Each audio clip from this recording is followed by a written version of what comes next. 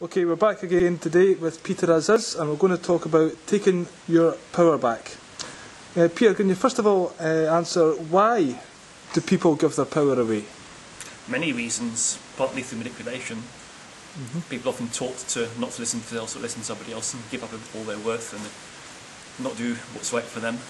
So you think it's kind of give their power away. So it's kind of think it's passed on through the generations, this kind of thing. A lot of the habits are, yes. Particularly in society when people actually learn to listen to the leader rather than themselves and do what the leader says would do. Okay. So can you tell me how then do people give their power away? Okay, well there are many ways. First of all, through jealousy. You see, if you're jealous of somebody and you actually believe that they've got something you haven't got, that you actually give away your ability to create that thing. So jealousy itself can cause power to give away to that person. Okay. You can give it away just by giving in to a person's other wishes and not listening to yourself anymore. People often do this in relationships. They follow a partner and do everything that the other person enjoys and forget their own boundaries. That keeps a lot of power away. It can happen through manipulation, where the person bullies you or tricks you somehow to doing what they want. There's lots of power in all those situations. So is that like also image manipulation? Yes. If somebody creates an image that you're supposed to live up to and anything else is wrong, that too is a way of manipulating. So any form of manipulation will take your power away. So you think like adverts on the television is a form of image manipulation because it's trying to create a false standard? It is, but that is not the main problem. It's in a personal relationship kind of thing. The push is out there, but people are being pushed into something individually. If somebody's actually around your house trying to con you into a contract and you sign it, then you're giving your power away. Okay. But when it's on advertising, on television for instance, you've always got choice. Right. What about things like like the establishment, they've used force and fear and guilt, approval, yes. and all these kind of different ways as well. Well, yes, it's very forceful, very violent to be considered of it. If you don't do what they want, like say pay your taxes or throw you in prison for a long time, you lose all your livelihood. That's extremely violent. So there's a lot of force being used to control you. And also lying, the government withhold knowledge. Yes, because in order to make the right choices for you, you need the right information. People lie to you to stop you from making choices that are good for you. So people are basically walking around and they've not got any real power to create their own reality because all different... they're kept in slavery, creating what somebody else wants. Okay. So if everything is so controlled and we are slaves, then how do you start? How do you go about creating your reality? You start by taking your power back. Without your power, you can't do it. And how do you take your power back then? Well, luckily power is fluid. As soon as you keep it away, you can take it back again. It can be done with simple visualizations once you know it's gone. A simple way is to imagine you picking up a stick of either birch or oak, because these are sacred woods. You draw a circle around yourself clockwise on the ground. In a meditation it says, and you call that person to the edge of the circle, but they can't cross the line. So for instance, say your mother was very dominating, you would go into meditation, draw the circle around you and call your mother to the edge of the circle. She's at the edge of the circle but can't cross the line. You see her holding the power that she's taken from you, you simply reach out and take it back. You might have to struggle with her because in this circle truth prevails, so you will win because it's yours. Okay, so depending on how much power she's got, it may be a harder fight to get it back. Yeah, sometimes you have to do it several times. You can't get it all back in one go. And how does that affect the person who you're taking the power back from? Well, it actually frees them. See, a person can't actually create anybody else's energy but their own. Which means the power they're carrying they can't use is actually a burden. It boosts the ego, makes them feel big, but doesn't let them create. Okay, so you're actually doing the person a favour by taking your own power back. And would that affect your relationship in the present time then with your mother? Obviously you would have changed. Yes, because they'll change too. They no longer have power over you. You actually be more individual and doing what you want to do rather than what she wants to do. So you're like breaking patterns of family, so when the family gets together the patterns will have changed their dynamic. Yes, everybody become more individual and do what they're meant to do. So can you explain what our shadow self is? How does that affect our creation and what purpose it serves? First of all, what is the shadow self? The shadow is the part of which holds on to everything that you've denied. Because everything is you need at some point. So anything you deny, the shadow carries for you. So, like say you're angry at your partner, but you don't show your anger. If you don't show your anger, what happens is you always be surrounded by angry people. Because your shadow will always come at you from the outside. So people complain about others in their lives all the time, and their characteristics, but really those other people are in their life to show them something about themselves that they're not looking at. That's right. But it's only the persistent ones you've got to look at. Not everybody you meet is going to show you yourself, but if the persistent patterns keep coming back, it's time to have a look inside. So some people might quit their job because they don't like the people, find another job and the same type of people, personalities. Yes, that's right. Because there's something they need to deal with themselves. So that's again about creating your reality. You have to change yourself. Yes. So that's basically why the shadow's there. How does the shadow affect us collectively then? Do we have a collective shadow? No, everybody has their own shadow. Okay. So like you wouldn't say the Illuminati or the New World Order is like people's collective shadow? There is like a sum of it. If a lot of people are denying the hostility, there will be a hostile force in the world, which everybody is projecting outside themselves and say this is doing it to us. So basically if people did all work on their shadow self, there'd be a lot less... They'll be more in control, therefore they'll create the reality they want. Right, okay. And the world would be better because they'd be creating a better reality for themselves. Exactly. As well as creating a reality, we also have the ability to destroy, which nobody really thinks about. You don't hear this in destroy your reality type books. Well, we do all the time, otherwise your life becomes cluttered. There's always things you're getting rid of. As you create new things, you're always getting rid of old things. Yeah, you don't hear books about this kind of stuff. Destroy your reality. Can you explain your concept of that? What you mean by that then? It's a bit like when you have a garden. If you have a beautiful garden, you've got to do a bit of pruning, cut out a few weeds, otherwise it gets swamped with stuff you don't want. Okay. So to let new stuff in, you've got to... You've got to get rid of old stuff you don't want. And what kind of things would you suggest that people could destroy? Well, first of all, it's a case of dealing with the negative parts of themselves. If they welcome all the feelings of the person, let them out. You're changing. But also, one has to look at the things in your life that you don't want.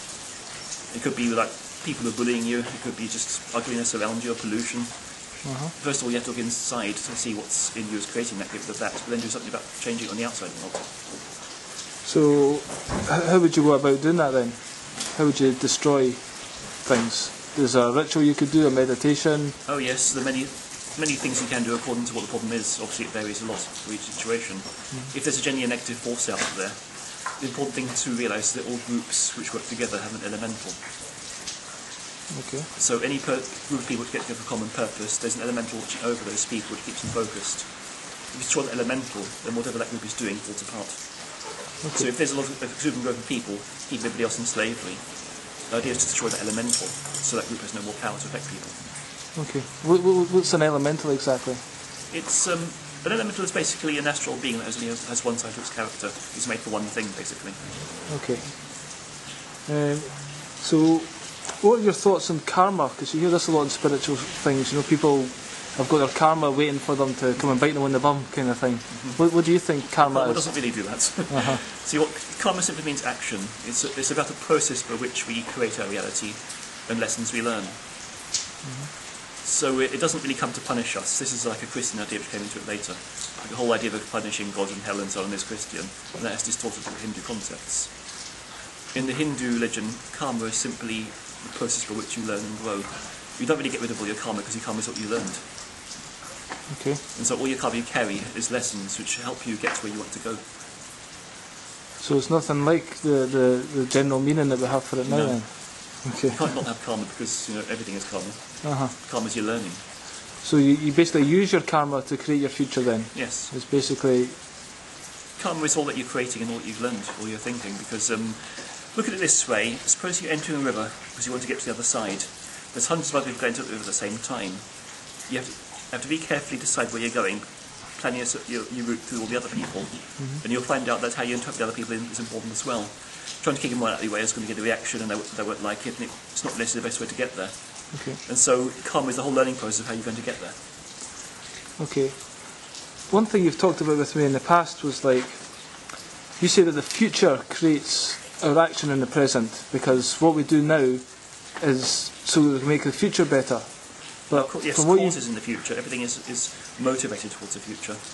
Right, so our learnings what we've done in the past, and that's our karma, but our cause for where we want to go.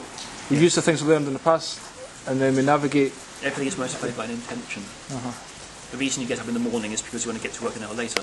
Right. So it's like the future is motivating every step of the way. You're always planning according to your future. Okay. So what delusions do we need to come then in order to create our own reality? Well, first of all, you've got to realise that causes in the future, not the past. Right. Secondly, you've got to realise this is the illusion, the inner worlds are more real. Okay. You see, if you think this is all real, you'll never change. If you know it's a dream, you can always redream it.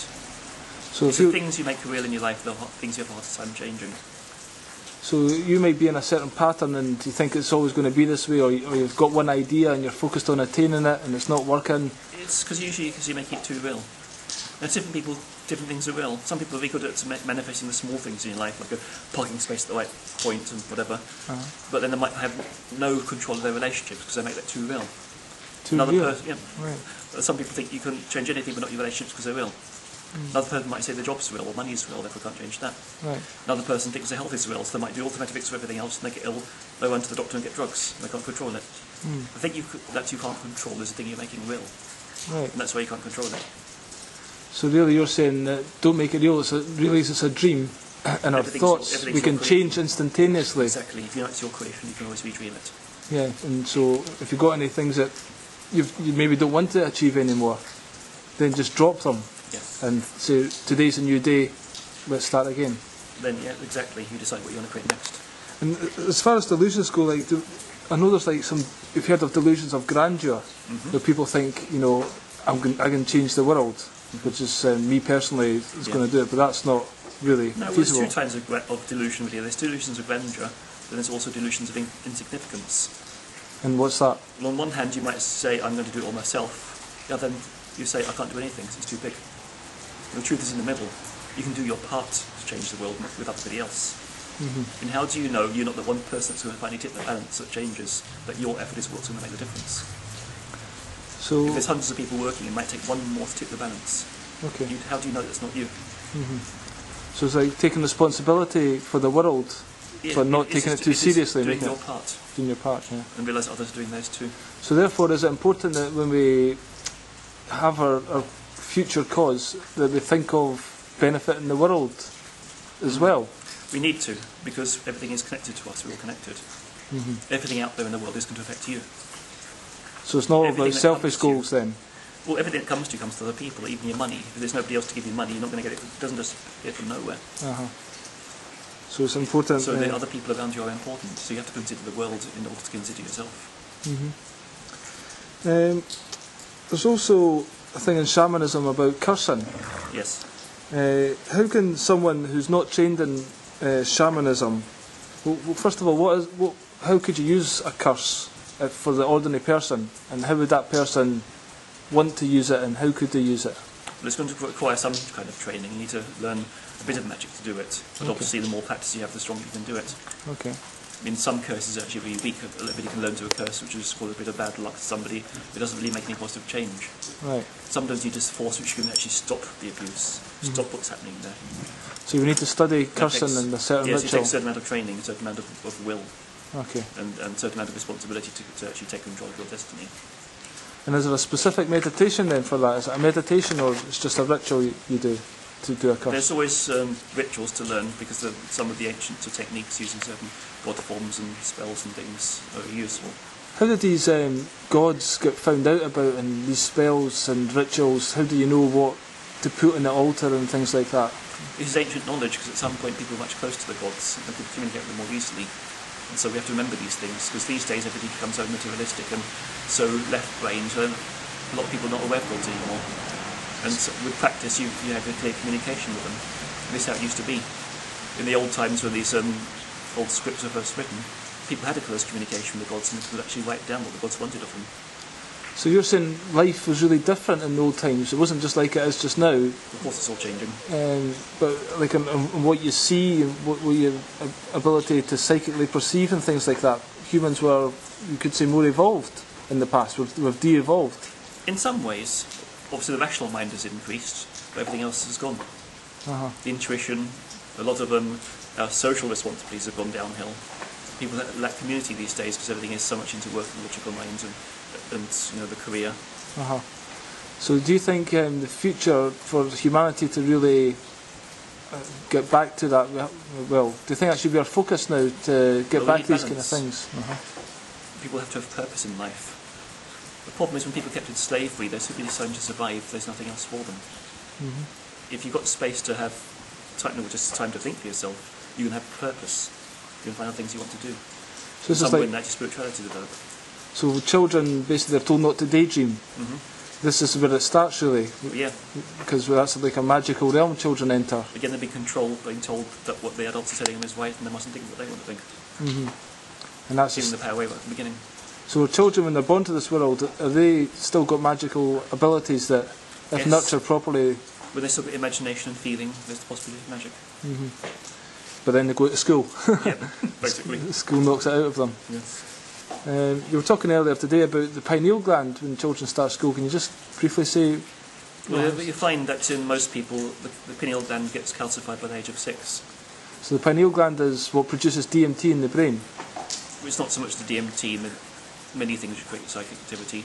The main hormone being produced there is called 4-methyl tetrahydrobeta-carboline, which is produced by pineal gland, and that's what gives the psychic activity. And it's all to do with your creativity, and if you're not free to think, become rigid, you can't function. So children, instead of sitting in the classroom being told to be quiet, they should be playful and follow their dreams. And they should use the imagination, they should dream, it's important. So you think society could reorganise itself with everyone following their own dreams, and then nature would kind of provide a joiner at the right place and a carpenter? Oh yes, it can happen, but obviously the leaders won't let that happen, because they want to keep people in slavery. So you're talking about leaders. I mean, I've recently begun to think that evil is real. It's not just a word. You know, these leaders who are behind the Vatican and stuff like that are actually... Well, what else is evil? If they're completely controlling people's lives, even killing millions for their profits, and not having any spiritual growth or any quality of life, I mean, what else is more evil? Exactly, yeah. So what can we do then to stop the evil in the world? Well, the first step is to take responsibility for ourselves, and then we start by thinking for ourselves, not believing them. If we then know we can work our magic again, we decide to actually create the world we want, and we can do magic to disarm their efforts. So you've got 3 kind of things on your website, I believe, that talks about doing spells. Yes. And one of them is destruction of universal demons. What do you mean by that? Well, by a demon, we're talking about a negative force that's become personified. Like the elementals, if there's a group of people who've been functioning for many generations, the elemental force is built so strong it's like a living thing of itself, and this is the force that's keeping them all going. If you destroy that force, then the people within it change. Okay, so these people are controlled by this force, we destroy the force, and then the people themselves get freer. Well, they have a chance to change, but obviously if they're stuck in their way, they'll try and recreate it again. At least if you're taking the energy away from it, they've lost all the power that's behind it. And maybe if everyone else changes and show them a better way, then those people could learn. Maybe not. Maybe not. Maybe they need to be completely disempowered and put down, show they can't treat people this way anymore. And then maybe come back in another life and to be a child and dream something good. Maybe.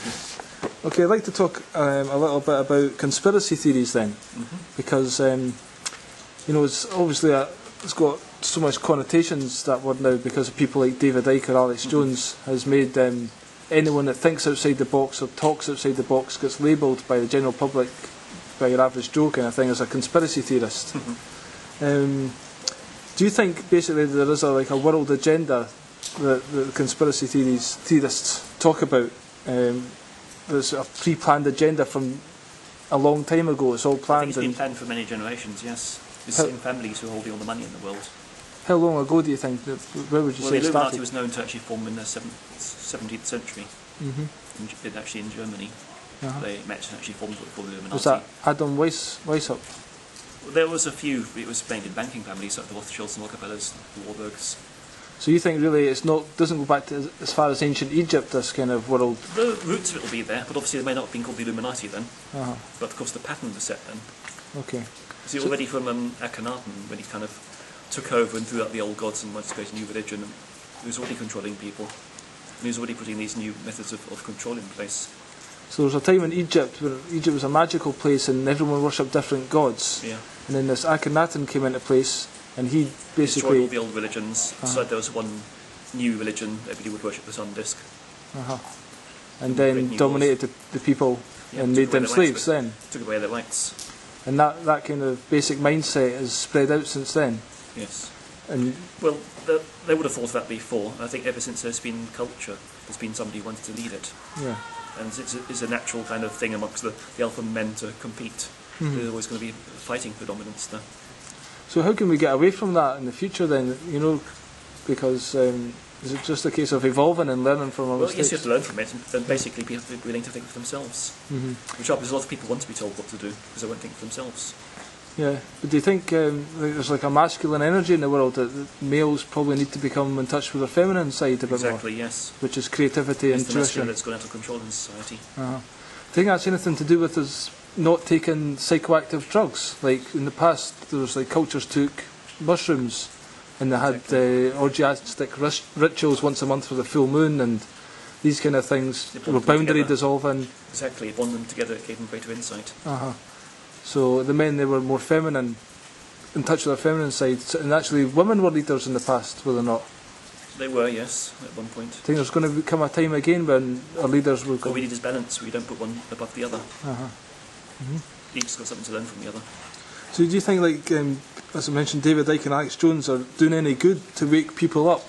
It's difficult to say how much good they're doing, because if they start putting out things which create ridicule, it puts people off the truth. So, for instance, like David Icke in particular, you know, he was a TV presenter, he had his contacts, and therefore probably part of the Masons, that's why he gets successful. He had all the contacts to get well known. You know, he's only there because he is a Mason, he's not giving you the truth. well, the it's given ones, the ones who are actually not part of the system are not as well known. Yeah. So do you think like David Icke went on the Wogan show intentionally to become ridiculed to start this all off, you know? Well, basically there were other people before him saying telling truth. He mixed a load of stuff about reptilians and aliens and all stuff like that, and he creates ridicule of the whole thing so people don't see the truth anymore. Yeah. I mean, I sort of started reading about conspiracy theories with David Icke. He was talking about the Bilderberg Group and Council on Foreign Relations. That is true. And all that was, and then he brought out the book, I think it was Children of the Matrix or something like that. And I'm reading it, it's like the Queen's turning into a reptile. It's like, it makes you feel ridiculous, you know, and it gives then it puts people off the truth, that's the... Yeah. And Alex Jones, he's very fear-mongering, I feel. And that doesn't do any good either. Yeah, because that disempowers people more. The people who are dark as such don't have any power to create. They need your thoughts to do that. Their way of controlling the world is to make you creative with your thoughts. They feed your mind with these fearful images, so you're helping create it. So spreading fear does not help. Okay. If one sees something wrong, you have to know that you can change it. So this goes back to taking your power back as an individual level again. And knowing that you create your reality. How does creating your reality work on a like scientific level, if you know what I mean? Like, you know, you've got this quantum physics people talk about these days. Do you know anything about that? Well, quantum physics proves that everything becomes what we expect it to become. Like, for instance, you know, it's been known for a long time that nothing's really solid, you know. The only thing that stops me from falling through this chair is the actual energy fields of moving particles. There's a lot of space between everything. There's so much space between the nucleus and the electrons around it that if you were to collapse all the electrons into the orbits of the atom in the world, the Earth would be 1 centimetre wide. Then they found that even that's not solid, because the nucleus consists of these protons and neutrons with space between. Then they found they're not solid either, because there's more space between the quarks and so on. And they divided them down to neutrinos and found that the space between all sequences of neutrinos were vibrating at a different rate. So the only difference between the substance and the nothing is the vibrator rate of the neutrinos. So when they started to see why they become, say, an electron one moment and nothing the next, they found they become what we expect them to become. So it seems that the one determining factor in creating the whole universe is awareness. Conscious choice. No, it's not always conscious choice. Right. A lot of things are here because you expect them to be. Right. You're not choosing to expect that. It's like, you know, a person might decide, I'll walk through this wall, but can you really not expect it to be solid? Right, okay. So, it's like when they say when you do a science experiment, it's like the observer affects the outcome. Yes, you observe, but there's no such thing as an observer, because by being there you're changing it. So when you're creating your reality, is there like lots and lots of different futures could possibly exist for us? That's right. And the one we focus on, it's like we're becoming the observer in the experiment. Yes, the more you focus on it, the more it's going to happen. So if you have a dream, if you can dream something, it can happen. You just have to focus on it more. Exactly. And some things are easier to happen than others. Like you can imagine flying through the air like Superman, it probably isn't going to happen. You're going to understand some of the limitations of this world. But if there is a dream that you've got an urge inside you possibly telling you to do something, then kind of follow it, you think? Yeah. More people should do that. Well, you've got to realise what dreams are realistic and which are just fantasies. So you can fantasise about all kinds of impossible things. Right. And that's okay too, because the fantasy is simply there to exercise the imagination. The imagination is such an important tool, of course it's going to exercise itself. So one has to know which are fantasies and then which dreams you're really going to follow and put energy into make them happen. Okay. So who do you think then is behind the conspiracy now on the planet? It's all the money makers and the big banking families. So that's like the Rothschilds, the Rockefellers. Yes, so basically, we don't have to look too far. No, you can see if you just look at what they've been doing in the world for over centuries. So they're funding all the wars, they're funding all the poisons, they're putting people into slavery, putting people more and more in debt. It's obvious, you know. You look at this; it's totally evil. You don't look for any hidden conspiracy. So the Vatican is involved in that as well, because they just make out the same family. You look at the genealogy, where the American presidency, the Vatican, the English Crown, and the World Bank is all the same family. So basically, the banks are not there to help us. No, they're See, when I was younger, it was a Clydesdale bank, the friendly bank, and it had a child's account, you know, and I thought this is a really nice bank. And then you get your money. Yeah, of course. That's basically it. They're not there just to keep your money for. But the money they print anyway just means nothing. What they want is your labour. That's the only thing of value, which means they're making you into a slave. So basically, they can print money, they can put it on a computer screen. It's the work that we do is valuable. It's the hours we put in on a daily basis. They print as much money as they want. It doesn't mean a thing. It becomes a way of taking your labour. Yeah, and it's also getting used just now to take real things back, because they've funded people buying houses. Now they're taking the money out of circulation, and then they're taking the property back. Exactly. So it's increasing all been part of manipulation. So how much tax do we pay then? Because the bankers lend the government money. Instead of the government giving interest-free money, why do these bankers control the government with regard to, if the government wants money, we have to go to the bankers for it? Yes, exactly. That's how they've set it up from very early on. So we need to cut that tie first of all. That's the thing. If we stop relying on money, and one has to step out of the whole thing of actually borrowing money for everything, because the money itself doesn't do anything. It only becomes well, actually, the governments are part of the plan. Being in debt to the world banks is what keeps the whole country in slavery, keeps it under control. So basically, our income tax and basically straight to the interest for these bankers. Most of it, obviously, the small amount goes to all the resources that are in the country, but about 90% is going straight into the pockets of the world banks. So can you tell us, not so much now, in the past, the church has had a huge influence over people.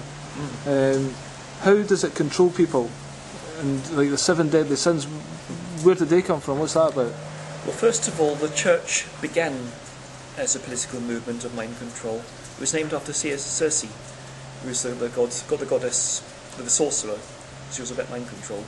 So the church actually comes from her name. It was created in the 3rd century, so it has nothing to do with Jesus. So the church comes from, the name church is mind control? Yes. That's the very meaning of the word. Right. It came in the 3rd century, so it has nothing to do with Jesus. Jesus is long gone by then if he ever existed. But what happened is at the time when the Roman army was losing its grip, and they did other ways of controlling people, so they created this kind of spiritual control. So they've used the symbol of Jesus, though. So every time. Well, all the rules put out as Christian, the ones who keep you in slavery again. They stop you from reaching out and getting anything for yourself, because everything becomes a deadly sin. Everyone wants to feel good about themselves, but pride is a deadly sin. If you want anything for yourself, greed is a deadly sin. People, want good sex, that lust is a deadly sin. And if you wonder why they've got the money you haven't, well, jealousy is a deadly sin. It stops you from doing anything for yourself. Yeah. It's totally under control. And, it's all designed to keep you down. And they've been pretty good at it over the years. Oh yeah, because people have bought into it. Yeah. Believe them. Can you tell me your thoughts on the medical profession? This could go on for a while, I would imagine. But well, beyond thoughts, let's look at the reality. I mean, I'm a scientist. I started out doing physical chemistry. I was going to study medicine, but there were some things I just could not take because there was such complete bullshit with it. Let me explain something very fundamental, what they might call the law of molecular substitution. It's very similar to any kind of substitution. Like take a car, for instance. You wouldn't take, say, Ford parts from a Ferrari. You know it's not going to work where it's going to break down. The only thing which fit are the right parts. You take any molecule, substitute with a different one, the more change it is, less it's going to work. The only molecules that can fit in an organic system are organic ones. The only things that fit in your body are nature identical. Anything that's therefore synthesized cannot work as well. It is scientifically impossible for synthetic to be as good for you as a natural product. That is scientifically impossible. The only reason they have to make drugs is because you cannot patent a natural substance to make money out of it. So you're saying the whole medical profession is about making money. It cannot possibly work. Ever? No, it's flawed right from the beginning. Yeah. And in order to actually make more profit, they've got to make you more drug dependent, not healthier. So this is, coming back to the church, this is why the Inquisition basically burned 9 million or whatever witches, because these were people who used plants to heal people. Yeah, they're going against the way of the church. against their way of doing things. So, resisting their laws which are there to control people. Right. So now this, what's the name for it? Codex? Codex Alimentarius. Can you explain what that is? Well, it originates in the Nazi movement. There used to be IG Farben, the company which made the Zyklon B gas to kill all the Jews. Their whole entire purpose was poisoning. They create this thing called Code X, obviously very much a military name, whose plan was to control the world by controlling its food. Okay. Now, since the war ended and these people went to prison, well, they soon came out and got jobs in medical companies and reformed again as Codex Alimentarius to continue their plan. So as well as giving everybody all these drugs to make money out of, you say they're controlling our food. Does this kind of tie into GM foods in some way? Exactly, it's behind it all. So like They're the ones who make the rules as to what we can have. They're the ones who make taking things off the market that we don't know how to have anymore. Like for instance, there's a big clampdown, like they want to stop vitamins and stuff like that. Exactly. Not only they take away the supplements, but all natural foods. They're trying to get rid of all supplementation, all natural health and organic farming. That way people will be on GM foods entirely drug dependent. So nobody will have any health. Yeah, people will be just basically walking zombies by this point because they can't live, they're going to die out. So what they're not realising is that all the GM food is deficient, it doesn't have vitamins. The oranges in the market now with no vitamin C at all. There's spinach with no iron. It's like if you eat this stuff and you've got no supplements, you're going to be deficient, you're going to die. Yeah. They use drugs to keep you alive, you're going to be healthy. Well, I've been living in Turkey for 3 years and there's still quite good fruit and vegetables out there. I came back here and my mum gave me a tomato and I was like, that's not food.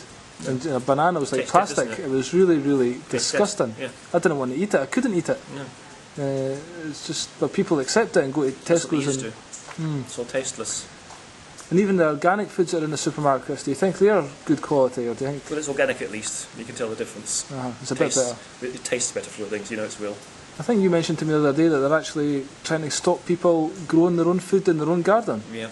Well, how can they do that? They're saying it's a threat to the economy. Right.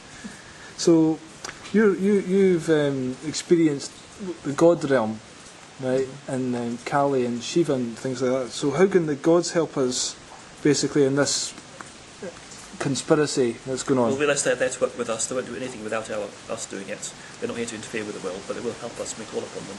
Okay. Give us the strength to do it. So it's a case of going back to these old gods before Akhenaten, what was it? In Egypt, and so these are like Hindu gods, or just gods all around the world, different cultures. Like in Egypt, the Egyptian gods are very powerful. For instance, Sekhmet, her job was to kill all the evil there, wipe out ones who do corruption. Okay, so that's a good one to get in contact. She maintains Ma'at, who's the justice and the order. And of course, she's the first one to suppress, removing all the records of her rituals. All right. Because she's a threat to them. So if you want to kind of take responsibility for the world, and you don't think you can do anything, you could do this ritual using Sekhmet. Sekhmet. And that would be something practical people can do. Yeah, the more people do it, the more Sekhmet's presence is there. So will be restored. We're recommending people that enjoy reading about this stuff, find out about it, tell their friends, and form a group. Yep. And that's some positive action. Together. So there's another thing you talked about with me recently. It's called bifurcation. Bifurcation. Now, what you're saying is, in the past, Atlantis kind of split up. There was a good evolution of Atlantis and a bad evolution. Yeah. And that's happening again in the Earth just now. Yes. Can you explain what you mean by this? It's beginning to separate already. You look at how people behave, they're beginning to live in slightly separate realities. So what do you mean by that? Some people spiritual and towards raw food? Even the way you see the world around you. You might find you go back and talk to your family, they have a completely different story about the past than what you have. As if you're just not living in the same world. It's always happened to a degree, but now it's separating more and more. There'll come a time when it's going to be in two different worlds. There's so many people working so hard to raise the vibration, the others working so hard to lower it. The two extremes reach a point where they cannot coexist. It's going to split. So do you think that's tied into somehow the Christian idea of rapture? Because the people who study the Bible think rapture's coming, they're all going to be saved. Well, they will all be saved, only those who are actually working on that direction. Yeah, because you believe in the Bible and God doesn't necessarily mean... Enough, you've got to do something about it. You've got to work to create a better world. So to be in the good side of this bifurcation that you think's coming up... You need to be co-creating it. So you basically need to be consciously taking your power back, creating your reality, and deciding to create a better world, and say no to all the corruption and the slavery. And does that mean stepping out of your job? Because that's a big fear thing for people. Sometimes, if you find your job is working for something corrupt, don't do it. Yeah. Again, it's morals then come into it. Because I was working for an oil company and I just didn't like raping the earth, basically. And that's why I had to leave. Exactly, you've got to follow your own conscience. And you go through hard times, but you wouldn't go back. You know. The thing is to go out and create new jobs instead of doing what somebody else already done. Find ways you can use your skills to help people. And you get more satisfaction from that and more joy. You bring more joy into their life. You know, you're doing something positive to make your living. So positivity and changing consciousness is the way. Do you think there's there's so many people in the world who are working on this? Do you think it would be the 100th monkey syndrome, where it's like a tipping point and everybody else would come into line? Not everybody. I said there's going to be a split. There's definitely going to be. Maybe lots of people wake up and go in the right world. A lot of people are so stuck believing in the illusion and believing in the corruption. That's the way they'll go.